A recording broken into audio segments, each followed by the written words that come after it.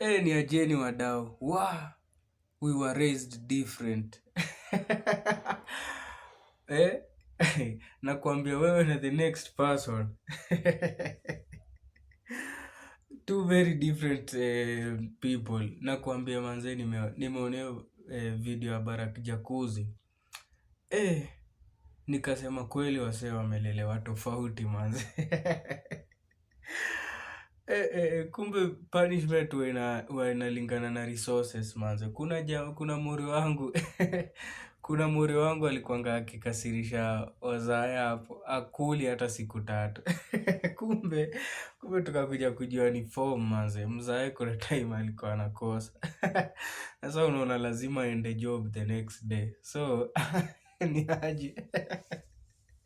Wakienda si tunaweza endelea, lakini mimi nikienda nani atatafuta? Ndo nimekuja kujua watu wamelelewa tofauti sana manze. So kuna reason naongelelea hii video ni juu na feel sometimes punishment za Africa, juu Africans wengi wanasemanga vitu the same venye wamelelewa, na feeling sometimes huwa zinaenda extreme sana manze. Kuna jamaa fulani najua, sijui nimtaje jina ama nilibane, anaweza iona, acha niseme sababu hakuwa anafanyiwa fit. Alikuwa anaitwa Jeff. Huyu boy manze, tukiwa wadogo alikoseanga akachukuanga 5 bob ya budake manze. Jeff manze akarudingi kama amechomeka. Tunamuuliza rada. Si ni ile mnacheza mnaona leo Jeff hachezi na ako na maumivu hapa. Vina ni crazy ni ati budake alichukua kijiko, akaeka kwa moto, akaeka kwa jiko, akamwekelea man. Sababu hiyo time fegi ilikuwa sijui 3 bob ama 2 bob. So ukichukua 5 bob hiyo ni kama umenyang'anya mzae fegi mbili. Manze, lakini mimi kwanza personally nikakaa nikajiuliza manze. Nasemanga hata mimi hupanishiwa, lakini yani mimi ni mtoi na reason hivi. Nasema mimi hupanishiwa, lakini unajua hata afadhali hata mabeshte wetu wenye walikuwa wasema mimi nilikuwa nanyimwa chakula, hata mimi nilikuwa nanyimwa lakini masaa kidogo.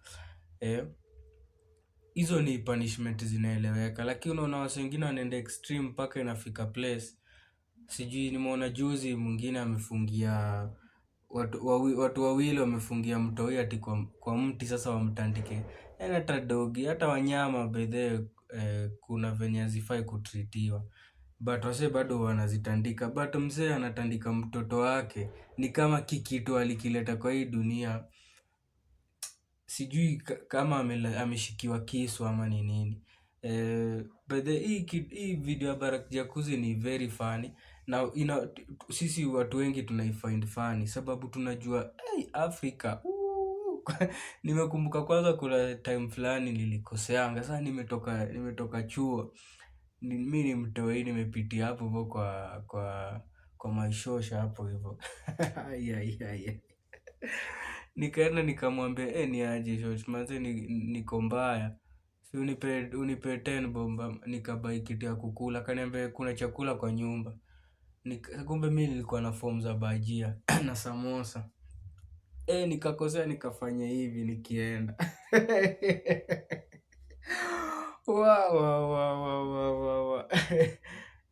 Yaani unaekangwa chini unashangaa. Am I in the wrong place? Am I in the wrong place or what is this?